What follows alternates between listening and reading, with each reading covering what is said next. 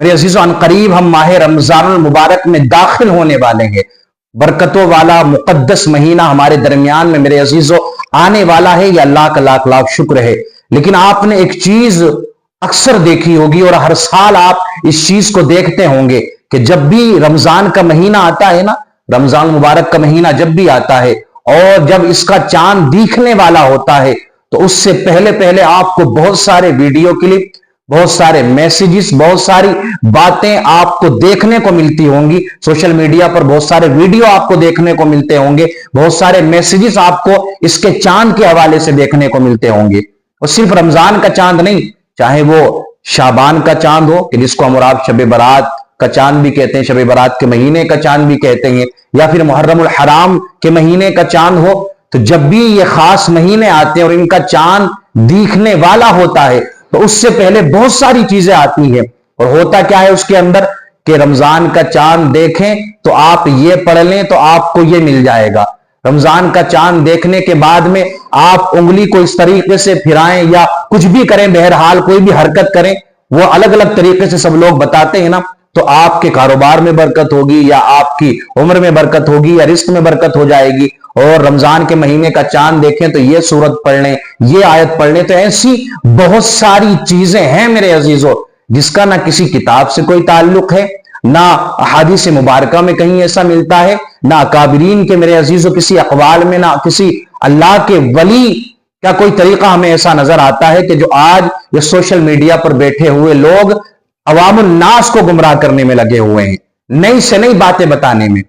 ہمارا رویہ کیا ہونا چاہیے، ہمارے عمل کس طریقے سے ہونا چاہیے، کس طرح ہونا چاہیے.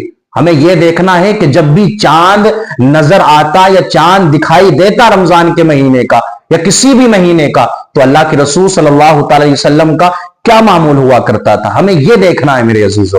تو پہلی بات تو یہ سمجھ لیں آپ کے چاند دیکھنا ہر مہینے کا یہ سنت ہے، اچھا عمل ہے. لیکن اس کو دیکھ کر یہ نیت رکھنا، یہ ارادے رکھنا کہ صرف دیکھنے سے بہت کچھ مل جائے گا، صرف چاند دیکھنے سے کوئی حرکت کرو گے آپ کسی کی بتائی ہوئی، ایک ایسے انسان کی کہ جس کا کچھ پتا نہیں ہے، سوشل میڈیا پر بیٹھ کر کے وہ جھوٹ بکتا ہے، جو منہ میں آتا ہے وہ بکنے کی کوشش کرتا ہے.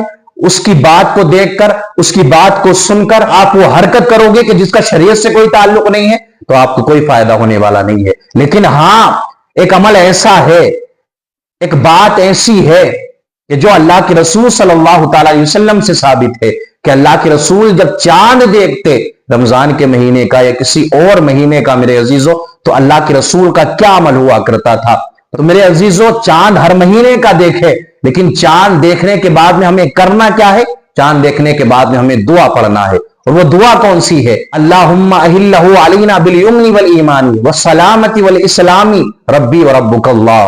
اس دعا کے معنی کیا ہے میرے عزیزو؟ یہ ایک دعا ہے میرے عزیزو. تو ہم کیا دعا کرنے اللہ سے چاند دیکھ کر کے؟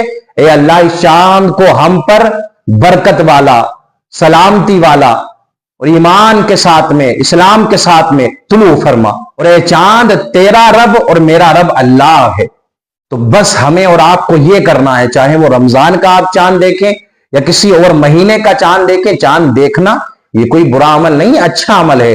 چاند دیکھنے کا اہتمام کریں اور دعا کریں اللہ کی بارگاہ میں کہ اللہ یہ جو مہینہ آنے والا ہے، جس مہینے کا آپ چاند دیکھ رہے ہیں، اب یہ رمضان کا مہینہ ہے اور یہ تو برکتوں والا ہے ہی مہینہ میرے عزیزو. اس میں تو اللہ کی رحمت و انوار کی بارشیں ہوا کرتی ہیں. ہر آن ہر لمحہ رب کریم اپنا فضل و کرم فرماتا ہے اپنے بندوں پر. لیکن بہت سارے بندے ایسے ہیں جو محروم رہ جایا کرتے ہیں، بدنصیب ہیں، وہ کم نصیب ہیں، بد نصیب ہیں کہ جو اس ماہ مبارک کو پاتے ہیں لیکن اپنی مغفرت نہیں کروا پاتے، اللہ کو راضی نہیں کر پاتے ہیں. ہر آن اس مہینے میں اللہ کی رحمت و انوار کی بارشیں ہوتی ہیں. تو جب بھی آپ چاند دیکھیں کسی مہینے کا تو رب کی بارگاہ میں دعا کریں، اے اللہ یہ جو چاند طلوع ہوا ہے، اللہ اس مہینے میں ہمارے لیے برکتیں عطا فرما، ہمارے رزق میں کشادگی عطا فرما، ہمارے لیے بہتر فرما یہ آنے والا مہینہ، آنے والا ٹائم. تو میرے عزیزو یہ عمل کریں. وہ ساری باتیں کہ جو بے بنیاد باتیں ہیں، جو غیر معتبر باتیں ہیں، جو میرے عزیزو بس من گھڑت باتیں بتا دی گئی ہیں، ان پر عمل کرنے کی کوشش نہ کریں. آپ نہیں جانتے ہیں تو ان لوگوں کے پاس میں پہنچے میرے عزیزو جو جاننے والے ہیں، جو علم رکھنے والے ہیں قرآن و حدیث کا، उन लोगों से जाकर के राबता करें।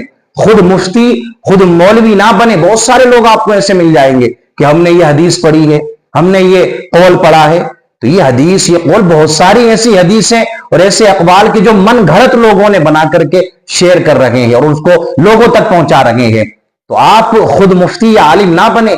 ऐसा नहीं है कि कोई एक हदीस पढ़ने के बाद में आलिम बन जाता है, या कुरान की एक आयत पढ़ लिया, उसका तर्जुमा पढ़ लिया आपने तो आप बहुत बड़े आलिम बन गए आप, या कुरान का इल्म रखने वाले आप बन गए। बहुत सारे ऐसे लोग आपको मुआशरे के अंदर मिल जाएंगे। तो आप कुछ बनने की कोशिश ना करें, कहीं ऐसा ना हो कि आप बहुत कुछ अपने आप को समझते हो और आप कुछ भी ना हो और आप अपनी जबान से ऐसी बात निकाल दें कि जिससे आप ईमान से खारिज हो जाएं। तो उन लोगों से राबता करें, ताल्लुक रखें उन लोगों से कि जो हदीस का, कुरान का इल्म रखने वाले हैं, जो शरीयत के बारे में आपको बताएं। और किसी बात में आपको कंफ्यूजन लगे तो आप उन लोगों से जाकर के राबता करें।